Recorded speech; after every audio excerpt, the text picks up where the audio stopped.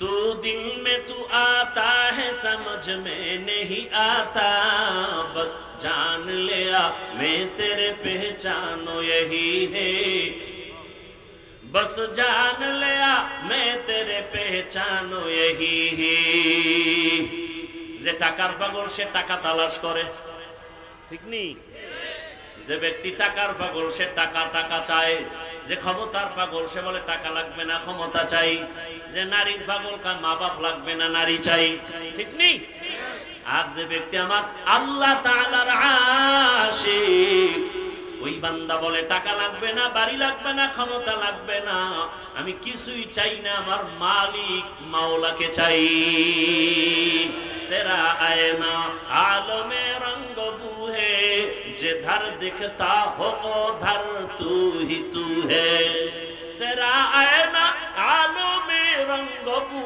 है जिधर दिखता हो उधर तू है हीचे कसदर मुल्के अंबाजों ने कौले उरा लहन ने आवाज ने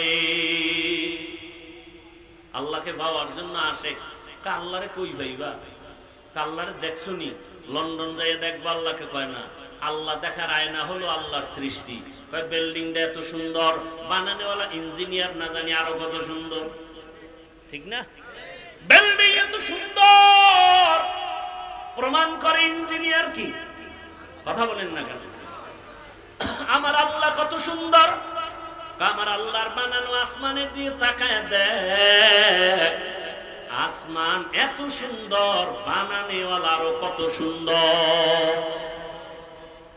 আল্লাহর বানানো জমিন এত সুন্দর বানানেওয়ালা আল্লাহ কত সুন্দর এগুলো নিয়ে যারা গবেষণা করে করতে করতে করতে করতে দেওয়ানা হয়ে যায় এরে জমিন এত সুন্দর বানানেওয়ালা কত সুন্দর তার একটু দেখতে মনে চায় তার একটু দেখতে মনে চায় তখন বান্দা আল্লাহর মহব্বতে পাগল পারা হয়ে যায় একটা নারীর পিছনে পাগল হইয়া দুনিয়ার সব ছাইরা দেয় একটা পুরুষ ঠিক নেই অথচ ওই নারীর ঘামের মধ্যে কি মেশকের ঘ্রাণ আছে আমার মাওলার কুদরত দেখা আশিক কেন পাগল পারা হবে না ওই বাইতুল্লাহর সামনে গিয়ে ঘুরে আর আওয়াজ দেয় লাব্বাইক তোমার আশিক হাজির চোখের পানি ছেড়ে কান্নার আওয়াজ একবার সিজদায় পড়ে কাঁদে আবার দৌড়ায় আবার পাথর মারে পাগলামি চলতেছে মাওলার মহব্বতের পাগলামি ভাইরা আমার রহমতের নবী ওখানে আসলেন এই মক্কার মানুষগুলো এত খারাপ কেন এর সংক্ষেপ জবাব এত খারাপ হওয়ার কারণ হলো এরা মুরব্বি হারা ছিল ঈসা নবী চলে গেছেন রহমতের নবী আসছেন মাঝখানে কত বছর প্লাস 500 বছর প্লাস মুরব্বি নেই মুরব্বি না থাকার কারণে নফসকে মুরব্বি বানায় নিছে আর শয়তান তায় মুরব্বি হয়ে গেছে বাইতুল্লাহর ভেতরে তারা মূর্তি টানায় দিল নারী আর পুরুষ একত্রে উলঙ্গ হয়ে বাইতুল্লাহ তাওয়াফ করে কোন পশু জবাই করলে রক্ত বাইতুল্লাহে লাগায় দেয় কয় বরকত উলঙ্গ হয়ে বাইতুল্লাহ তাওয়াফ করে নারীদের পছন্দ করে না কন্যা সন্তানকে অভিশাপ মনে করে কন্যা আসলেই বাবা মুখটাকে আটকায় রাখে বাজারে যায় না বহু বাবা কন্যা সন্তান পেয়ে বেজার হয়ে গলা টিপে মেরে ফেলেছে কত খারাপ বর্তমান দুনিয়াতেও কিছু কুলাঙ্গার দেখা যায় ছেলে হলে খুশি হয় মেয়ে হলে কষ্ট পায় বলেন না কেন এবার কষ্ট পায় বউরে গালাগালি করে সন্তান দেওয়ার মালিক কি স্ত্রী আল্লাহ হেদায়েত দান করুন সন্তান দেওয়ার মালিক কে তো বউরে গালি দেন কেন লিল্লাহি মুলকুস সামাওয়াতি ওয়াল আরদ ইয়াহাবু লিমান ইয়াশাউ ইনাসা ওয়া ইয়াহাবু লিমান ইয়াশাউ যুকুর আও ইউযাওবিজুহুম যুকরানা ওয়া ইনাসা ওয়া ইয়াজআলু মান ইয়াশাউ আকিমা ইন্নাহু আলিমুন কাদির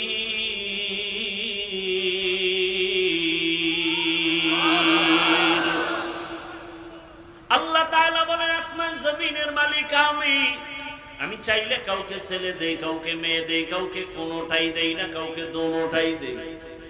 ক্ষমতা কার? দেখছেন নি এখানে বান্দার কোনো হাত আছে না? বান্দারা চেষ্টা করলো ট্যাবলেট খাওয়াইয়া সন্তান কমাও, স্লোগান লেখা দিছে ছেলে হোক মেয়ে হোক দুটোর বেশি নয়, একটা হলে ভালো হয়, ঠিক নেই? যখন এই স্লোগান শুরু করছে ওই দিন থেকে আমার মাওলার কুদরতের চাবিও শুরু হয়ে গেছে, একসাথে 4 সন্তান। আল্লাহর সাথে পাল্লা দিয়ে কেউ পারছে? এই শিক্ষিত বাবারা বলেন তো, সন্তান কমানোর মিছিলে বলেন তো কি পরিমাণ জনসংখ্যায় আমার দেশের মানুষ কমছে না বাড়ছে? তো ট্যাবলেট কই? ওয়ামাকারু ওয়ামাকারাল্লাহ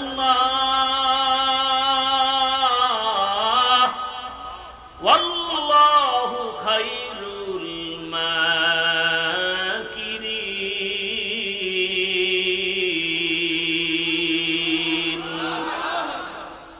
আল্লাহর চেয়ে বড় বুদ্ধিওয়ালা কেউ আসেনি? আরে মিয়া তুমি কত বুদ্ধিজীবী! মাওলাকে নিয়ে গবেষণা করার বুদ্ধির জীবী তো তোমার নাই। বেশি চালাকি করবা ভিতরের জীবী হ্যাং হয়ে যাবে। হ্যাং হয়ে গেলেই তো বলে আল্লাহ বলতে কিছু নাই। এরে নবীর আশিক, রহমতের নবী আপনাদের এলাকায় উদাহরণ এভাবে দিয়ে, আপনাদের কেরানীগঞ্জ এলাকায় কোথাও হঠাৎ করে মদের আড্ডা শুরু হয়ে গেছে, জুয়ার আড্ডা। এলাকার কিছু যুবকরা দৌড়ে এসে এলাকার হুজুরদের ডাকছে, আলেম ওলামাকে ডাইকে বলে হুজুর শুনে যান, কেরানীগঞ্জ এলাকায় কোনো অমুক জায়গায় নাচ গান চলে, মদের আড্ডা চলে, তাহলে কি করবো? কয় ফিরাইতে হবে। হুজুরে কয় তোমরা বাবা আমি যেখানে না পরিবেশ না, তাদের পরিবেশটা তৈরি করো। যারা মোটামুটি ইমানওয়ালা তাকে আগে গিয়া তোরা পরিবেশ কর, তারপরে আমরা হুজুরের আসবো। চূড়ান্ত খারাপ জায়গায় হুজুর যাবে? কথা বলেন না কেন? তাহলে মক্কার মানুষ এতটাই খারাপ, এমন জায়গায় শ্রেষ্ঠ রসুলকে পাঠাইলেন কেন? নবীকে তো একটু কম জায়গায় পাঠাইবেন যেখানে কম খারাপ। আল্লাহর কুদরত আলাদা, রোগী যত বড় ডাক্তারও তত বড়। ইমামুল আউয়ালিন আল আখিরিন বহরে সাদকা রাহমাতাল লিল আলামিন। রহমতের নবী আসলেন সুবহ সাদিকের সময়। রহমতের নবী আসা মাত্র মক্কার পরিবেশ কেমন যেন পাল্টায় গেল। আম্মা জান আমেনা বলেন, দুনিয়াতে বাচ্চা গর্ভে আসলে মহিলার মাথা ব্যথা করে, পেট ব্যথা করে, কত রোগ, আমার কোনো রোগ হয় নাই। দুনিয়াতে বাচ্চা আসে, রক্ত যায়, কত ব্যথা চিৎকার, আমার কিছুই হয় নাই। বরং দুনিয়ার সন্তানেরা কান্না করে আসিয়া, আর আমার সন্তান মোহাম্মদ আসিয়া আল্লাহর নামে শুকর আদায় করেছেন। আর রহমতের নবী আসা মাত্র এতটা আলো বিচ্ছুরিত হতে লাগলো, অনেক দূর পারস্য এলাকা। আমি আমেনা নিজ চোখে তাকায় দেখি মুহাম্মদ আসা মাত্র এমন আলো দেখলাম, আলোর দ্বারা পুরা পারস্যের প্রাসাদগুলো, রাজপ্রাসাদগুলো ডাইরেক্ট আমি চোখে তাকায় দেখতেছি। হাজারো বছরের প্রজ্বলিত আগুন নিভে গেল হঠাৎ করে। রহমতের নবী আসছেন, রহমতের বাতাস শুরু হয়ে গেছে, উত্তম আদর্শ নিয়ে আসছেন। রহমতের নবী 63 বছর হায়াত পাইলেন। এই হায়াতের মধ্যে কোনোদিন এমন এক পরিবেশ, নবীর ডানেও দুশ্মন, বামেও দুশ্মন, সামনে পেছনে দুশ্মন। আপন জনেরাও দুনিয়াতে একটা সন্তান আসার পর আপন হয় তার মা বাবা, আর কেউ তেমন আপন না। কিন্তু আমার মাওলা পাকের কুদরত, রহমতের নবীকে পাঠাবার আগে আব্বা জানকে নিয়ে গেলেন। রহমতের নবী আফসোস করে কাঁদে দুনিয়াতে আসিয়া, একদিন বাবা বলে ডাক দিতে পারি না, আমি ইয়াতীম। 6 বছরে আমি মা হারাইয়াও বড় অসহায়। বাবার কবর দেখতে গিয়া মাকেও হারিয়ে ফেলেছে। আমার 8 বছরে দাদা আব্দুল মুত্তালিবও চলে গেছেন। এখন আমার কেউ নাই, কার কাছে মনের দুঃখ বলবো? এত বিপদ। আমার ডানে বামে কেউ নাই, এই আমার বংশের লোকেরা পারে না আমাকে মেরে ফেলবে। কতবার জবাই করার ষড়যন্ত্র চক্রান্ত করলো। এরে দুনিয়ার মানুষ, আল্লাহ আমাকে এমন কঠিন কঠিন পরীক্ষা নিলেন। এত নেওয়ার কারণ হলো ভালোবাসার ব্যক্তিটাকে তো পরীক্ষা বেশি নিবেন, এরপরে সম্মান তো কম দেন নাই। এরে নবীর আশিক, নবীর দুশ্মন যারা গালি দেয়, নবী হাসি মুখে বুকে লাগায়, কাউকে দূরে ঠেলেন না, গালিও দেন না। নবী গালি শুনতেছেন, গালির জবাবও দেন না। রহমতের নবীর কোনো হায়াতে একটা গালির কোনো কথা ইতিহাসে নাই। কেমন মায়ার নবী আমার, চিনলা না যদি চিন্তা নামাজ ছাড়তে পারতা না। কেমন মায়ার নবী আমার, রহমতের নবী হায়াতে কোনদিন কাউকে একটা মিথ্যা কথার আসর লাগান নাই। রহমতের নবী আমার কোনদিন চোখ দুইটা গরম করে কারো দিকে তাকান নাই, কারণ মায়ার নবীর চোখে এতটাই পাওয়ার, যদি গরম চোখে তাকায় জাগায় লোকটা পুড়িয়া ছাই হয়ে যাবে। রহমতের নবী কোনদিন গরম চোখে কারো দিকে তাকান নাই। নবী আমরা বয়ান করতে করতে গলা শেষ, তলা শেষ, মাইয়া বলার হিসাব নেওয়ার টাইম নাই, ঘুমানোর টাইম নাই, দৌড়াইতেছি গাধার মতো। এত মেহনত, এত বয়ান, 1 ঘন্টা করলে কয় বয়ানই করে নাই, টাকা লয়ে দৌড়ায় গেছে। 3 ঘন্টা করলেও কয় মন ভরে নাই, এত বয়ান। আর আমার রহমতের নবীর কোনো বয়ান লাগে না। আমার নবী আসছে, চেহারা দেখে আর কথা শুনে, ব্যবহার দেখে বেঈমান কালেমাওয়ালা হয়। দুশমন আইসা নবীরে মারবে, তাকাইয়া কয় না, তার চেহারার মধ্যে তো দুশ্মনী কোনো ছাপ নাই। জঙ্গলের প্রাণীরাও বড় আশিক। ওরে কেমন মায়ার নবী, সব নবী রাসূল আমার আল্লাহ তাআলার আশিক। আর আল্লাহ বলেন আমি একা আল্লাহ মুহাম্মদের আশিক। ব্যবধান আছে না নাই? সব নবী কার আশিক? আল্লাহর। আর আল্লাহ কার আশিক? রহমতের নবীর আশিক। কেমন মায়ার নবী আমার, সব নবীদেরকে আল্লাহ মেরাজ দিয়েছেন জমিনে, আর আমার মায়ার নবীর মেরাজ আল্লাহ দিয়েছেন আরশে আজিমে। রহমতের নবী বলেন মক্কার মানুষগুলো এতটা খারাপ, কন্যা পছন্দ করে না, বিধবা নারী পছন্দ করে না, জ্যান্ত দাফন করে, এতটা খারাপ। সেই সমাজে রহমতের নবী এমন আদর্শ পেশ করলেন, নবী কাউকে গালি দেন না, যে গালি দেয় জবাব দেন না। নবীর আদর্শ দেখে দেখে মক্কার মানুষগুলো এতটাই পিওর হয়ে গেল, জিব্রাইল আমিনকে আল্লাহ লিস্টি দিয়া পাঠায় দিয়া কয় যাও, লিস্টির মধ্যে যাদের নাম আছে রহমতের নবী যেন ঘোষণা দিয়ে দেয় এই লিস্টির মানুষগুলো বিনা হিসাবে জান্নাতি। সবাই রসুলের আশেক, কিন্তু বেনামাজি রসুলের আশেক না।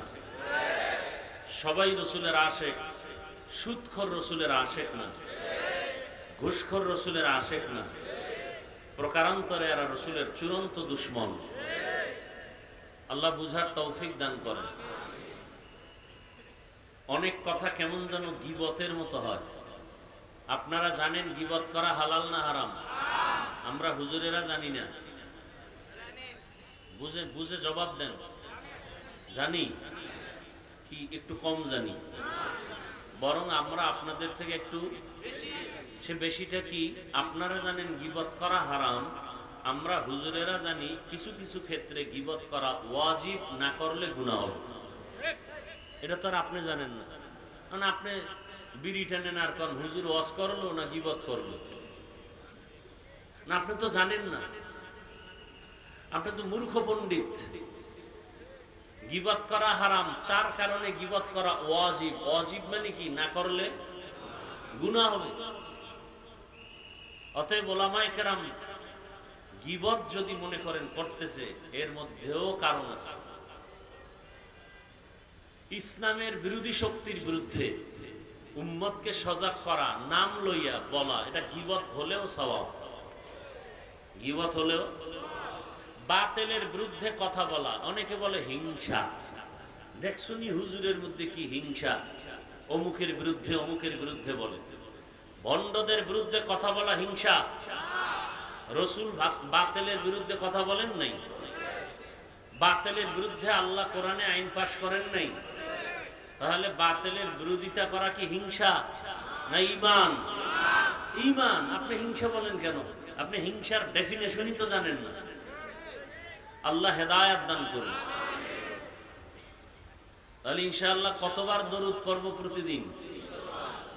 রবিউল আউয়ালের আলোচনা তো সিরাতুন নবী, এজন্য ভূমিকায় মূল কথাগুলো ওদিকেই যাচ্ছে।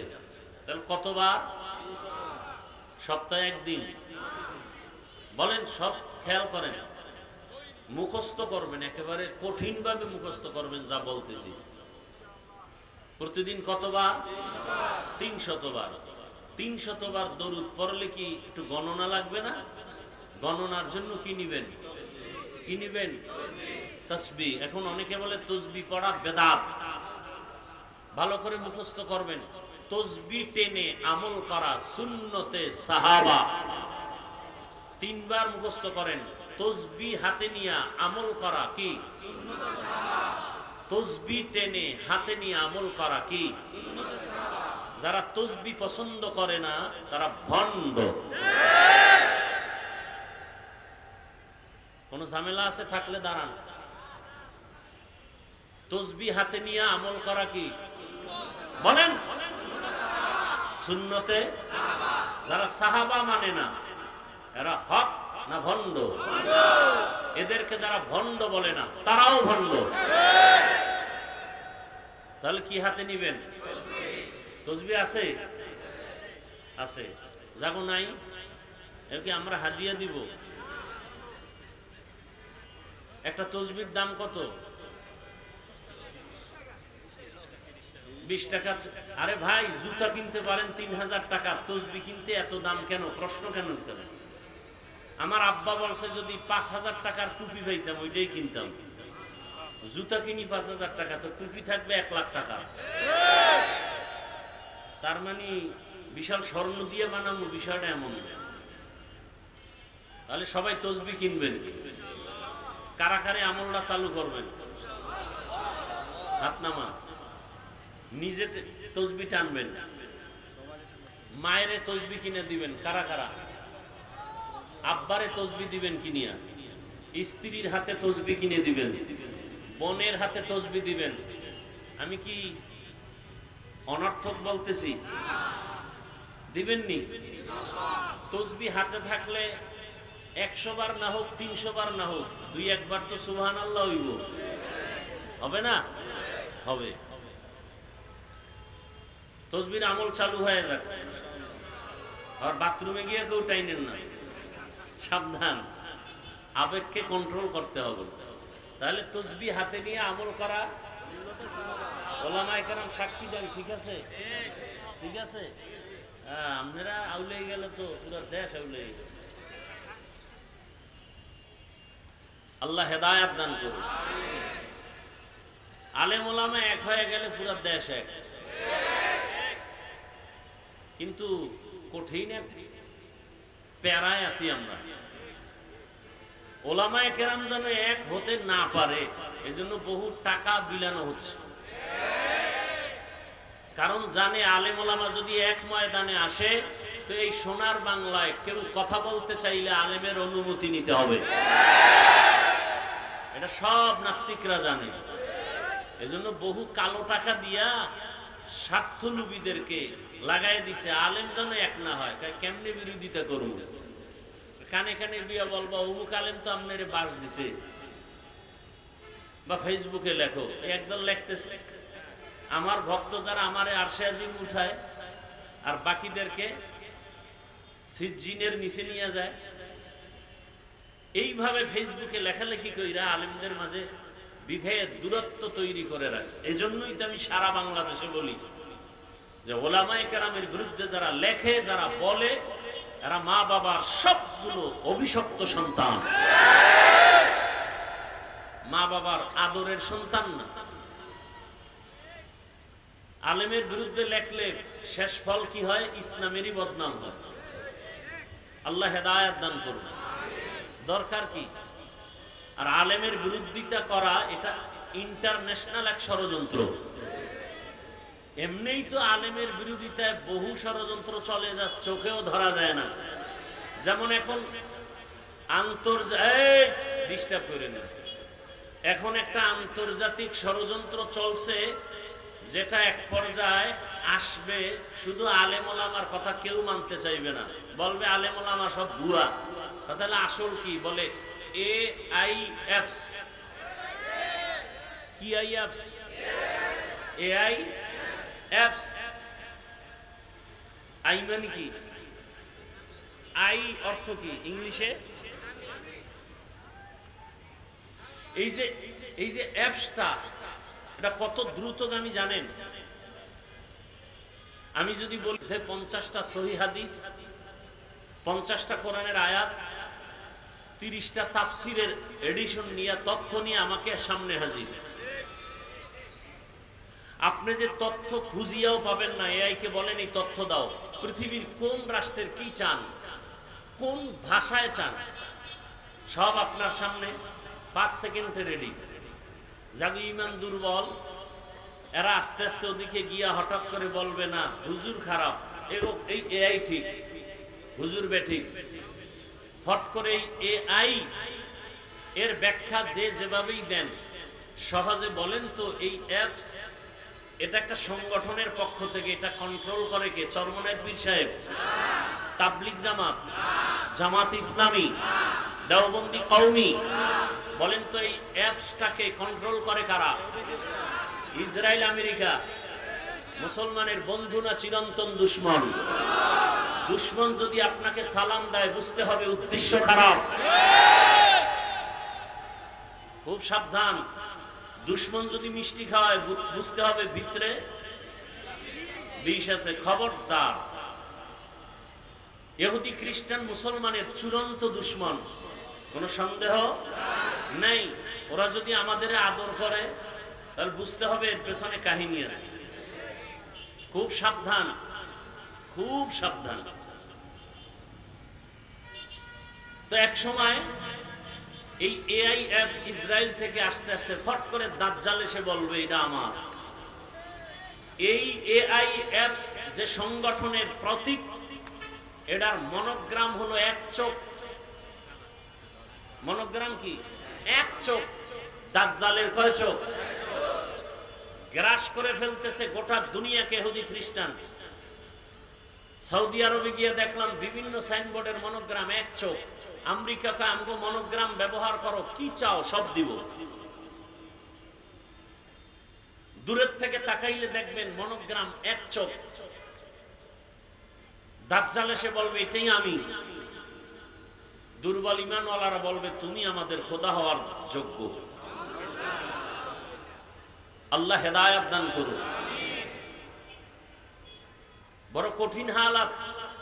কিয়ামতের আগে আর রাসূল আসবেন না আপনাদেরকে ঈমানের দাওয়াত দিতে। কিয়ামত পর্যন্ত এই জাতিকে সঠিক রাস্তা দেখাবে, শান্তির পথ, মুক্তির পথ, সম্মানের পথ, নিরাপদ জীবন যাপনের পথ দেখাবে একমাত্র উলামায়ে কেরাম, আর কেউ। অতএব এই জাতির জন্য চিরন্তন বন্ধু উলামায়ে কেরাম, আর বাকি সব চান্দাবাজ আর ধান্দাবাজ।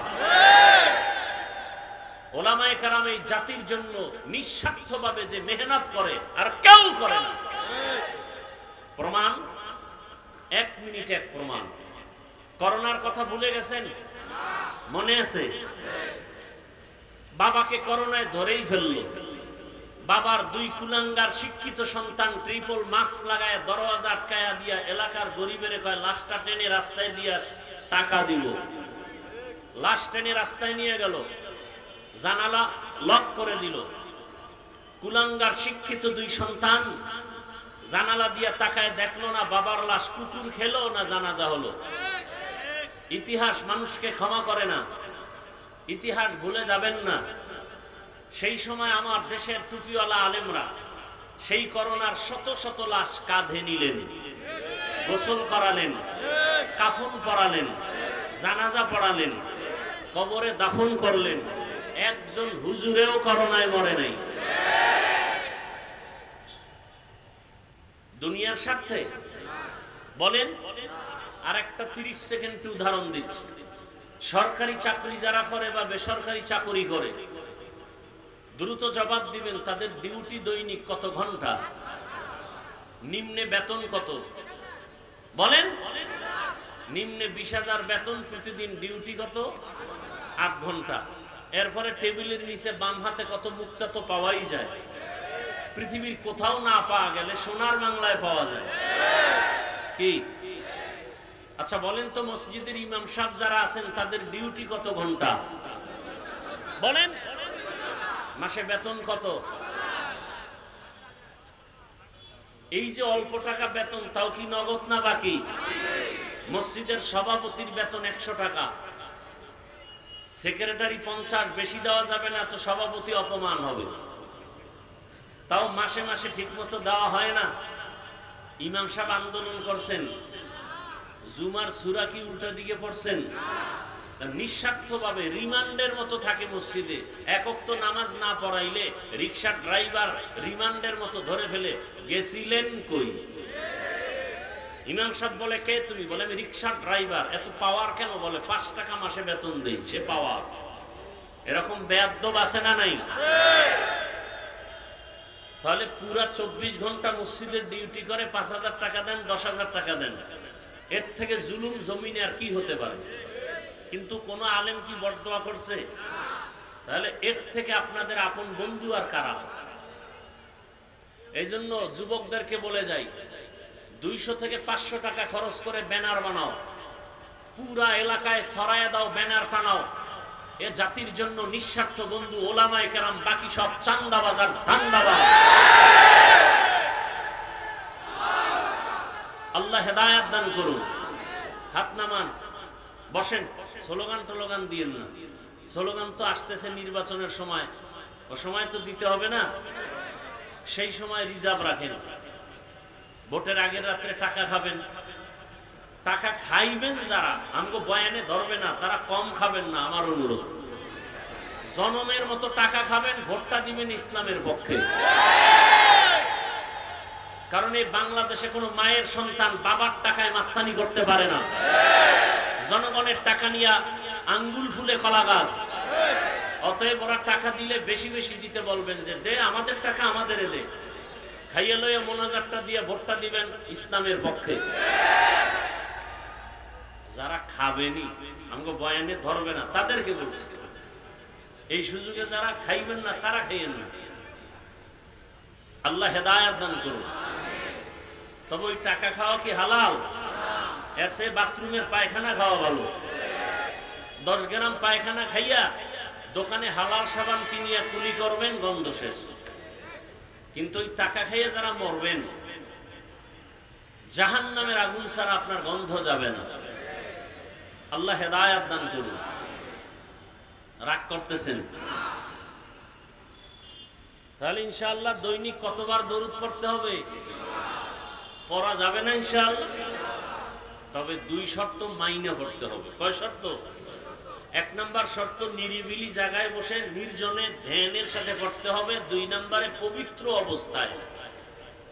নির্জন সময় কখন? ঘুমের আগে অথবা ফজরের নামাজের পরে।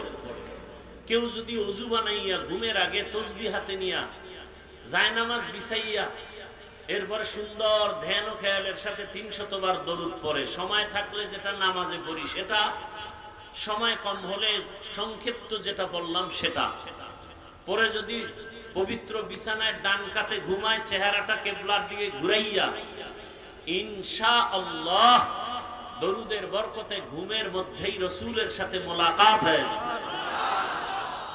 हर के बाशुद आमिले सल्लु मुदाम आतिशुद जुक्शवद बरवाए হারাম। প্রতিদিন কতবার? বেশি বেশি দরুদ পড়ার আল্লাহ আমাদের তৌফিক দান করেন। আমি আমলের জগতে ঢুকে যত কিতাবাদি খুঁজা দেখলাম, পুরা কোরআন হাদিসের জগতে মৌখিক নফল আমভাবে দুইটা পাওয়ারফুল আমল সব থেকে বেশি, এক হলো ইস্তেগফার আর একটা হলো দরুদ শরীফ। এর থেকে পাওয়ারফুল আমল এ জমিনে আর নাই। আপনি পড়েন না, অনেকে পড়েন পাওয়ার পান না কেন? যেভাবে পড়া উচিত ওভাবে পড়েন। আপনি পড়বেন আল্লাহুম্মা সাল্লি আলা, আর আপনি পড়েন সাল্লাল্লাহ, তো হবে কেন? আপনি বলেন আল্লাহুম্মা, এটা কি মজাক করার জিনিস? মহব্বতের সাথে পড়বেন, দিল নরম হবে, চোখে পানি আসবে, সেইভাবে পড়েন। আজমতের সাথে বিশ্বাস নিয়ে পড়েন, নগদ ফলাফল চলে আসে। দরুদ এমন একটা পাওয়ারওয়ালা আমল, যেই পাওয়ারওয়ালা আমল করলে শুধু মরার পর না, দুনিয়াতেই লাভ। ব্যবসায় সমস্যা, দরুদ পড়েন, সমাধান। বিবাহের সমস্যা, দরুদ পড়েন, সমাধান। অসুস্থতার ঝামেলা, দরুদের আমল করেন, সমাধান। আল্লাহ বেশি বেশি দরুদের আমল করার তৌফিক দান করেন। যাদের আয়োজনে আজকের এই মাহফিল, ওলামায়ে কেরাম, এলাকাবাসী, যুবক, বৃদ্ধ, ব্যবসায়ী, চাকরিজীবী, শ্রমিক, প্রত্যেককেই আল্লাহ পাকে খেদমতের বরকতে দুনিয়াতে শান্তি, পরকালে মুক্তির ব্যবস্থা করে দিন।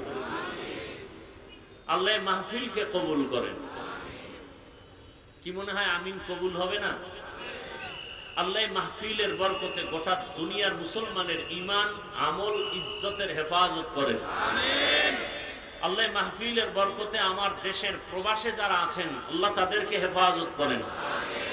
আমার এই ছোট্ট বাংলাদেশকে আল্লাহ পাক হেফাজত করেন। জালেমদের জুলুম থেকে আল্লাহ হেফাজত করেন। ব্যবসায়ীদেরকে জুলুম থেকে হেফাজত করেন। চাকরিজীবী, শ্রেণী পেশার সবাইকে আল্লাহ পাক জালেমদের জুলুম থেকে হেফাজত করেন। কবরস্থ যারা দুনিয়ার থেকে চলে গেছেন, জান্নাত দান করেন। যারা বেঁচে আছেন, দীর্ঘ নেক হায়াত দান করেন। অসুস্থ রোগীদেরকে সুস্থতার নিয়ামত আল্লাহ দান করেন। জালেমদের হেদায়াত দান করেন। হেদায়াত না থাকলে ধ্বংস করে দেন আল্লাহ। জালেমদের হেদায়াত দান করেন। হেদায়াত না থাকলে ধ্বংস করে দেন আল্লাহ। জালেমদের হেদায়াত দান করেন। হেদায়াত না থাকলে ধ্বংস করে দেন আল্লাহ। ওলামায়ে কেরাম আলোচনা করেছেন, রবিউল আউয়ালের আলোচনা। আমি আয়াত আর হাদিসের তরজমা বলে কিছু ব্যাখ্যা শোনাবো। যে আয়াত পড়েছি, ছোট এক আয়াতের অংশ, লাকাদ কানা লাকুম ফি রাসূলিল্লাহি উসওয়াতুন। আল্লাহ বলেন, হে রাসূল, আপনি উম্মতকে বলে দেন, হে দুনিয়ার মানুষ, অবশ্যই তোমাদের জন্য রাসূলের মধ্যে রয়েছে উত্তম আদর্শ। হাদিসে পাকে রাসূল বলেন, আমি বিদায় বেলা উম্মত তোমাদের কাছে দুটো জিনিস রেখে গেলাম, যদি আকরাইয়া ধরো, আমি চ্যালেঞ্জ দিয়ে গেলাম, ঈমানও যাবে না, সম্মানও যাবে না। দুই জিনিসের এক হলো কোরআন, দ্বিতীয়টা হলো রাসূলের আদর্শ সুন্নাত। এই দুই জিনিস যারা আঁকড়ায় ধরবে, কিয়ামত পর্যন্ত এদের ঈমানও যাবে না, সম্মানও যাবে না। এবার আসেন কিছু ব্যাখ্যা।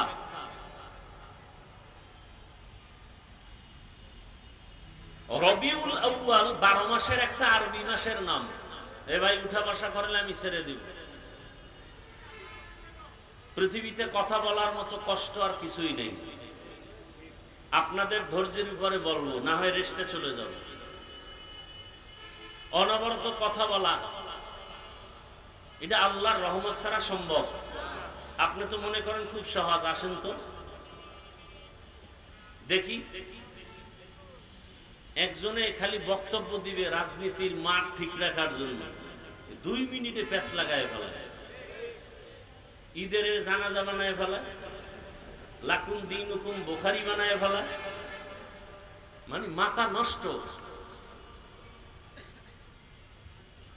অতএব বসেন, কষ্ট দিয়েন না, শুনেন। কষ্টটা আমার হচ্ছে বেশি। বছরে মাস হবে কতটা? 12 মাস। কিয়ামত পর্যন্ত কোন বছর 11 মাসেও হবে না, 13 মাসেও।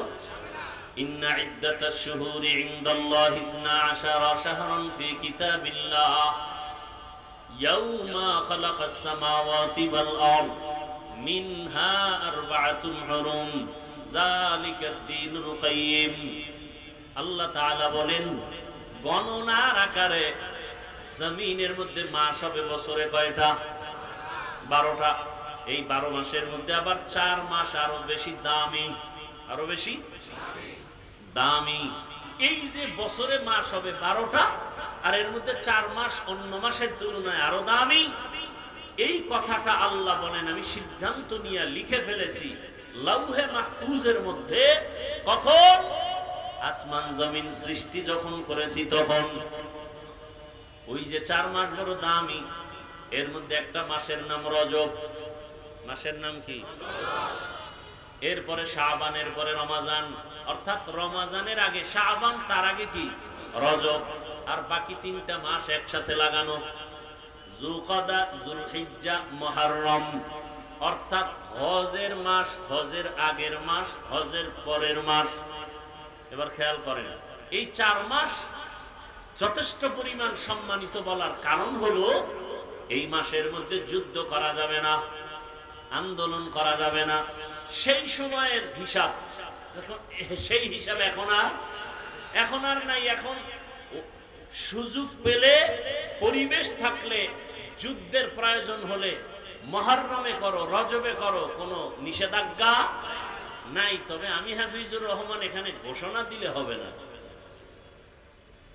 দেশের রাষ্ট্রের সমস্ত উল্লেখযোগ্য উলামায়ে কেরাম বসে, বোর্ড বসে, এরপরে প্রেক্ষাপট অনুযায়ী যদি সবাই একমত হয়ে ফতোয়া প্রদান করেন যে এখন জিহাদ করা যাবে, তখন জিহাদ করা যাবে। আমি একা বললে হবে না। আল্লাহ বুঝার তৌফিক দান করেন। আচ্ছা এবার খেয়াল করেন এই যে 4 মাস সম্মানের রজব, যুলকাদা, জিলহিজ্জা, মুহররম, এর মধ্যে রবিউল আউয়াল কয় নাম্বার সিরিয়াল আছে? খবর নেই। আছে? কথা বলেন না কেন? রজব, জিলকাদা, যুলহিজ্জা, মুহররম, এই যে 4 মাসের নাম বললাম, এর মধ্যে রবিউল আউয়াল কয় নাম্বার সিরিয়াল আছে? আছে। তার মানে কি সম্মান নাই? রমাজানের নাম আছে, অথচ রমাজানের ফজিলত তো আলাদা। কোরআনে রমাজানের নাম আছে, শাহরু রমাদানাল্লাযী উনজিলা ফীহিল কুরআন হুদাল লিন-নাস ওয়া বায়্যিনাতিন মিনাল হুদা ওয়াল ফুরকান। রমাজানের নাম কোরআনে আছে না নাই? অথচ রমাজানের এই 4 মাস দামি মাসের মধ্যে সিরিয়ালে নাই। তার মানে কি এটার সম্মান নাই? আছে। এগুলো বুঝাইতে গেলে অন্যদিকে যাবে। তো রবিউল আউয়াল এমন একটা মাস, যেই মাসে অধিকাংশ ঐতিহাসিকগণ লিখেছেন সবাই না, রাসূল দুনিয়াতে আসছেন, আবার এই রবিউল আউয়ালে রাসূল বিদায় নিয়েছেন। তবে রাসূল কোন মাসে আসছেন এ নিয়েও অনেক মতভেদ আছে। রমাজানে আসছেন এ কথাও আছে, তবে অধিকাংশ মতামত রবিউল আউয়ালে আসছেন। দিন সোমবার, আসার দিনও সোমবার, যাওয়ার দিনও সোমবার। টাইমও আলাদা, তারিখও আলাদা। আসার তারিখ কেউ বলেন রবিউল আউয়ালের 8, কেউ বলেন 9, কেউ বলেন 11, কেউ বলেন 12, আরো অনেক মতামত আছে। এখন আমি বলছি এটাই মানতে হবে বিষয়টা এমন না, বরং আরো সহজ হয়ে গেছে। আপনি গুগলে সার্চ দেন রহমতের নবী কোন মাসে আসছেন, কোন তারিখে আসছেন, গুগলে সার্চ দিলে ডিটেলস চলে আসবে। কতটা তারিখ নিয়ে ইখতিলাফ আছে, মতবিরোধ আছে, সব আসবে। অতএব আমার কথা আপনার মানতে বাধ্য না, বাকি আমি স্মরণ করাই দিতেছি, খেয়াল করেন। রবিউল আউয়ালে আসছেন আর গেলেন, দিন কি? সোমবার। আসার টাইম রাত দিনের মধ্যখান সুবহ সাদিক, যাওয়ার টাইম জহুরের নামাজের আগে সোমবার দিন রাসূলের ইন্তেকাল, বুধবার দিন গিয়া রাতের শেষ ভাগে তাহাজ্জুদের সময় রসুলের দাফন। রসুলের ইন্তেকাল হলো সোমবার দিন চাশতের সময়, জোহরের আগে। দাফন হবে সাথে সাথে। রসুলের হাদিস, মাইয়তকে দেরি করায় না, কষ্ট পায়, দাফন করে দাও। রসুলের দাফনে দেরি হলো কেন? বুধবার দিন গিয়া রাতের বেলায় দাফন কেন? এটাও ভিন্ন আলোচনা, যদিও সিরাতের আলোচনার অংশ। এখানে লেখা আছে সিরাতুন নবী উপলক্ষে মাহফিল। কি উপলক্ষে? রসুলের শান সম্পর্কে আমরা বাংলাদেশে তিনটা শব্দ বেশিরভাগ দেখতে পাই, আর একটা শব্দ আছে। একটা শব্দ সিরাতুন নবী, আর একটা শব্দ মিলাদুন নবী, আর একটা শব্দ দেখি দাওয়াতুন নবী, আর একটা শব্দ আছে ওয়াফাতুন নবী। কয়টা শব্দ? ভালো করে খেয়াল করবেন। সিরাতুন নবী, মিলাদুন নবী, দাওয়াতুন নবী, ওয়াফাতুন নবী। প্রথম আপনারা জানবেন অর্থ পরে, এই চারটা শব্দ পৃথিবীর সব থেকে দামি রসুল রহমতের নবীর শানের শব্দ। এটা আগে একমত হন। এই চারটা শব্দ চরমনার হুজুরের শানে ব্যবহার হয়, কোন পিসাবের শানে ব্যবহার হয়। এই চারটা শব্দ মুসা নবীর বেলায় ব্যবহার হয়, ইব্রাহিম নবীর বেলায় ব্যবহার হয়। এই চারটা শব্দ শুধুমাত্র কেবলমাত্র রহমাতুল্লিল আলামিনের শানের শব্দ। তাহলে এক নাম্বার, রসুলকে যারা মুহাব্বত করেন এই চারটা শব্দকে সম্মানের সাথে দেখতে হবে। বুঝাইতে পারিনি? এই চারটা শব্দকে খারাপ বলা যাবে? খুব সাবধান। সিরাতুন নবী ও রসুলের সম্মান সূচক শানের শব্দ। মিলাদুন নবী শব্দটাও রসুলের শানের শব্দ। দাওয়াতুন নবী শব্দটাও রসুলের শানের শব্দ। ওয়াফাতুন নবী শব্দটাও রসুলের শানের শব্দ। কোন একটা শব্দকে ছোট চোখে দেখা যাবে? এবার সময় তো আপনারা দিবেন না, বিরক্ত লাগবে, বলবে যে এই ওয়াজ লাগবে না, আপনি যে আগের ওয়াজ করেন এই পুরান ওয়াজ করেন। এক মহা মুসিবত। আবার আলেম ওলামা বলবে যে না, বয়ানে মজা হয়নি। মহা এক মুসিবত। আল্লাহ সবাইকে কবুল করেন, তবে নিজে মুখস্থ করে কিছু বলা যায় না, সব কার তরফ থেকে আসবে? আল্লাহ আমাদের মাহফিল কুদরতের দ্বারা কবুল করেন। মিলাদুন নবী শব্দের অর্থ সংক্ষেপে বলছে, এগুলো ভিন্ন ভিন্ন ব্যাখ্যা। সিরাত এক শব্দ, নবী আর এক শব্দ। দুই শব্দ সন্ধি হলে বলে সিরাত নবী, দুই শব্দ মিলাইলে মাঝখানে আলিফ লাম আসবে, সিরাতুন নবী। সিরাত মানি অবস্থা, সিরাত মানি আদর্শ, নবী মানি যে কোনো নবী।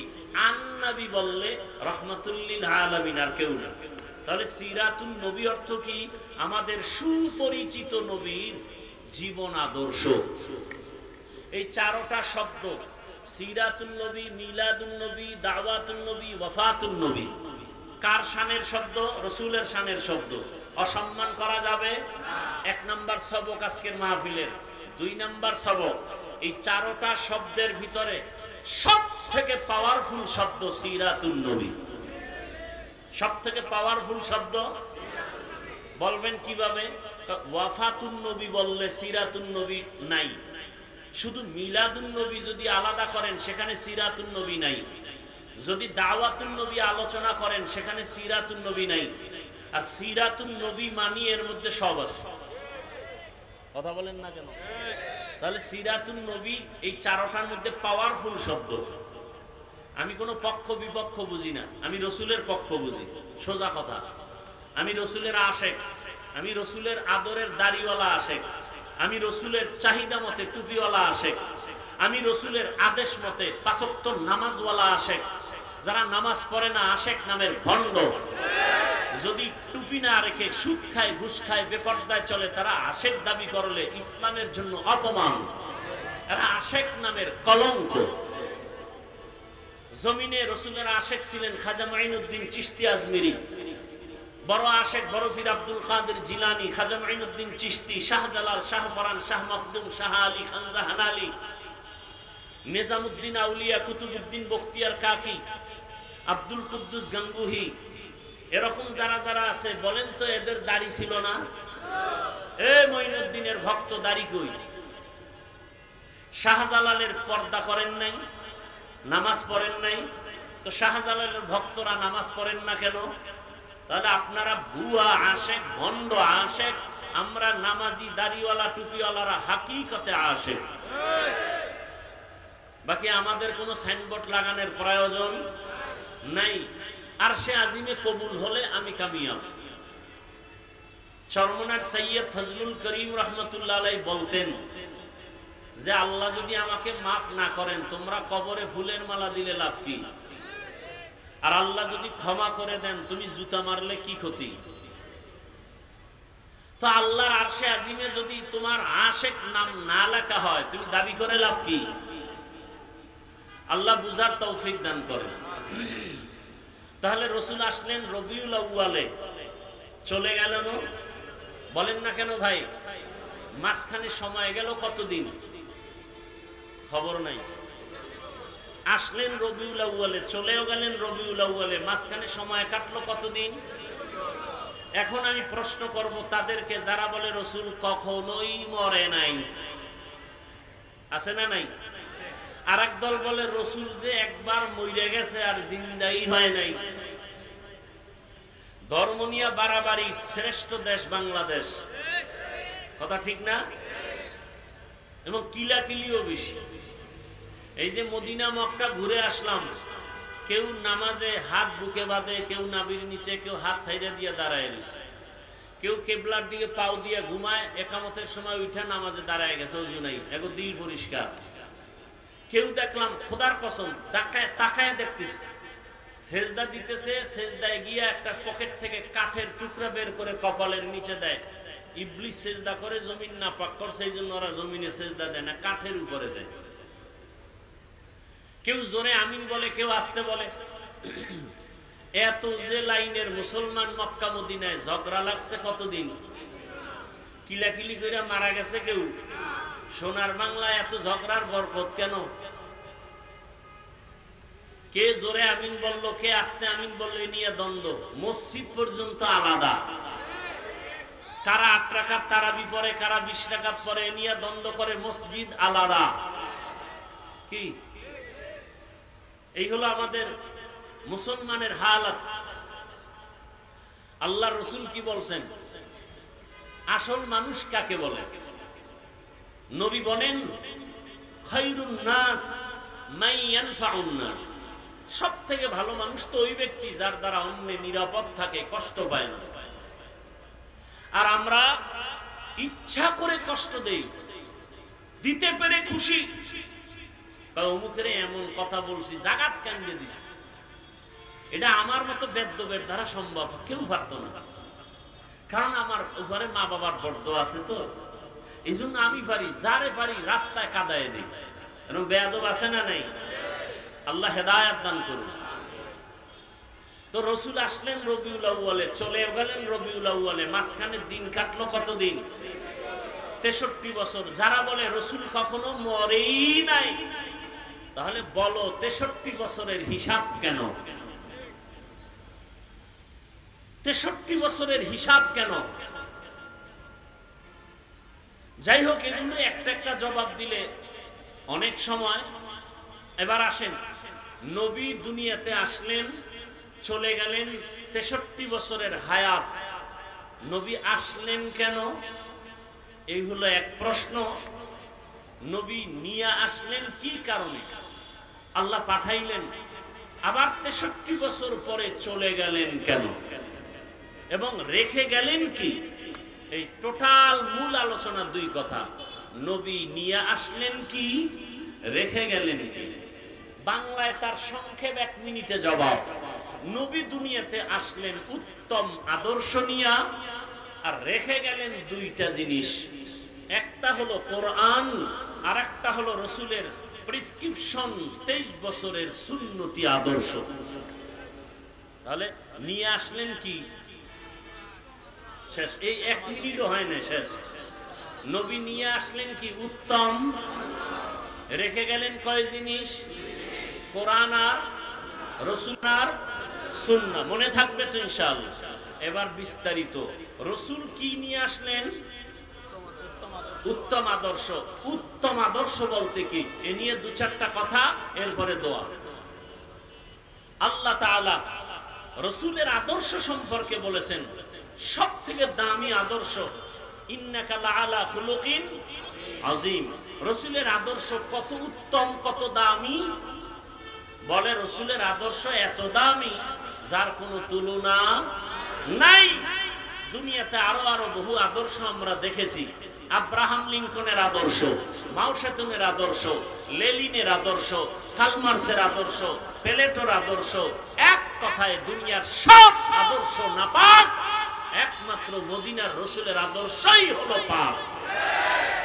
দুনিয়ার সব আদর্শ পাক। কাটটা বলেন না কেন? দুনিয়ার সবার আদর্শ কি নাপাক? কেন? ও মানুষটাই নাপাক, ওর দিমাগ নাপাক, ও খায়ও নাপাক। 3 বেলা ভাত খাইয়া যারা বিড়ি টানে, ওর দিমাগটা কত পাক। 3 বেলা খাইয়াও যাদের মদ পান করতে হয়, ওর দিমাগ পাক না নাপাক? নাপাক দিমাগ কারণেই তো বউরে মা কয়। কি মদ পান করার পরে কেউ জিকির করছে? বলেন। তাহলে মদ পান করার পরে দিমাগ পাক না নাপাক? ওই দিমাগ দিয়ে যদি কোনো আইন করে তাও নাপাক। তাহলে দুনিয়ার সমস্ত আদর্শ নাপাক, একমাত্র পবিত্র আদর্শ মদিনার আদর্শ। কেমন আদর্শ? যারা পালন করে, লালন করে, এরাও পবিত্র অবস্থায় চলে। ওই রাসূলের আদর্শ কেমন পাক, কেমন প্রিয়। ১৫০০ বছর পরেও আজকের এই কেরানীগঞ্জের মাহফিল তার জ্বলন্ত প্রমাণ। একথা আমি পুরান কথাটা আবার রিপিট করতেছি। মনে করেন নির্বাচনী কোন জনসভা যদি কোন দুনিয়ার টাকাওয়ালারা দেয়, তার কি করতে হবে? এই লোকগুলো এই জায়গায় হাজির করার জন্য আপ ডাউন গাড়ি ভাড়া দিতে হবে। সত্য কথাটা স্বীকার করেন। আসার পরে ভিআইপি চেয়ার লাগবে, ফাঁকে ফাঁকে নাস্তা, না হয় চেয়ার বাতাসে উড়বে। এরপরে নিয়ন্ত্রণের জন্য টাকা দিয়া প্রশাসনের লোক রাখতে হবে। কথা ঠিক? এবং বসার ক্লাস ভিন্ন। যারা দামি তারা দামি চেয়ারে বসবে, যারা দুর্বল তারা দুর্বল জায়গায় বসবে। এবার তাকায় দেখেন, চোখে তাকায় দেখেন, এখানে আপনারা যারা আসছেন গাড়ি ভাড়া দিছে? দিবে, বরং আপনাদের থেকে রেখে দিছে। অনেকে আবেগে গাড়ি ভাড়াও দিয়ে দিছে। কথা ঠিক? বসার জন্য ভিআইপি ব্যবস্থা কি? কার্পেট, মখমলের চাদর, হ্যাঁ, এমন ত্রেপাল দিছে, এইটা যদি কোনো বিয়ার অনুষ্ঠানে দেয় তো মহব্বতে জুতা হাতে চলে আসবে। কথা ঠিক? এখানে বসার জন্য কোনো ক্লাস ভাগ আছে? কে বড়, কে ছোট, কে ধনী, কে গরিব, কে আলেম, কে গায়রে আলেম, সব একাকার। কথা ঠিক? এত প্যান্ডেলটাকে নিয়ন্ত্রণ করার জন্য ডানে বামে পুলিশ, র্যাব, আর্মি আছে কতজন? বলেন। জ্বলন্ত প্রমাণ মদিনার আদর্শের দ্বারা এটা সম্ভব। সত্য কথাটা স্বীকার করেন। এটা কিসের কারণে সম্ভব? কার আদর্শ? ইমামুল আউয়ালিন আল আখিরিন বাহর সাদকা রাহমাতাল লিল আলামিন সাইয়্যিদুল কাউনাইন খাতমুল মুরসালিন আখির আমদ বুদে ফখরুল আউয়ালিন শদ ওজুদাস রাহমাতাল লিল আলামিন মসজিদে উশদ হামারোয়ে জমিন। রহমতের নবীর আদর্শ এত সুন্দর, কে ধনী কে গরিব কোনো ভেদাভেদ নাই। রহমতের নবী যেই প্লেটে খায় ওই প্লেটে গোলাম আয়েশা খানা খায়। আরবে গেলে এখনো দেখবেন রহমতের নবীর আদর্শ এখনো আছে। আরবের বড় বড় টাকাওয়ালারা এখনো যেই দস্তরখানে খানা খায়, কাজের লোকেরাও একই দস্তরখানে খানা খায়। এটা কার সুন্নত? এটা তাবলীগ লাগো সুন্নত। কার সুন্নত? তো কুজাও সুন্নতে আহমদ কুজা বা মুহাম্মদ कैबुअद निस्बत रमन अहब्बा सुन्नती कौले रसूल मजदाए का नामाई हम कुन कबूल। রহমতের নবী উত্তম আদর্শ নিয়ে আসলেন। জায়গাটার নাম বলেন, কোথায় আসছেন? কেরানীগঞ্জ। কোথায় বলেন না কেন? মক্কা নগরীতে আসছেন, মদিনায় না। কোথায়? মক্কা নগরীতে আসছেন। এমন এক সময় নবী আসছেন যেই মক্কা নগরীর মানুষ পৃথিবীর নিকৃষ্ট চরিত্রহীন, লম্পট আর খারাপ। দেখছেন নি কারবার? প্রত্যেকটা পয়েন্টে পয়েন্টে আলাদা আলাদা সবক। কেরানীগঞ্জ মডেল মসজিদ আসেনি? আছে। সবাই দেখার জন্য মাঝে মাঝে যায়। ভালো করে বুঝবেন কেরানীগঞ্জে কত আকাম কুকাম চলে। চলে না? চলে না? মদের আড্ডা, তাসের আড্ডা, জুয়ার আড্ডা, সব চলতে চলতে এগুলো কিন্তু মসজিদের পাশে চলেনি না। কারণ উল্টাপাল্টা যা ডাইনে বামে করে মসজিদের পাশের মানুষগুলো একটু কম করে। কেন কয়? মসজিদ সাবধান, কখন আবার গজব আসে, ঠাড়া পড়ে। কথা ঠিক নেই। তাহলে দুনিয়ার মধ্যে নেচার হলো দুনিয়ার সবাই উল্টা পাল্টা স্বাভাবিকভাবে করে, তবে মসজিদমুখী মানুষগুলো একটু কম করে, পাশের মানুষও কম করে। দুনিয়ার সব মানুষ খারাপ হতে পারে চূড়ান্ত, কিন্তু বাইতুল্লাহর পাশের মানুষ খারাপ হলেও তো অন্যদের তুলনায় কম হবে, কিন্তু না। ইতিহাস বলে পৃথিবীতে মক্কার পাশের মানুষের মতো খারাপ আর নাই। এত বড় দামি ঘরের পাশের মানুষ এত খারাপ কেন? আর ঘরটা কেমন দামি? বাইতুল মুকাররমের মতো দামি। ইন্না আউয়ালা বাইতিন উযিআ লিন-নাস লাল্লাযী বিবাক্কাতা মুবারাকান ওয়া হুদা মুবারাকান ওয়া হুদাল লিল আলামিন।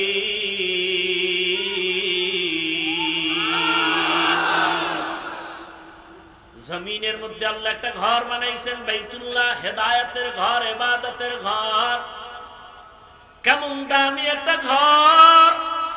যেই ঘরের দিকে প্রথম নজর যে দিবে, নজরটা পড়া মাত্র মালিকের কাছে যা চাইবে সাথে সাথে কবুল। আরো আস্তে করে বলেন।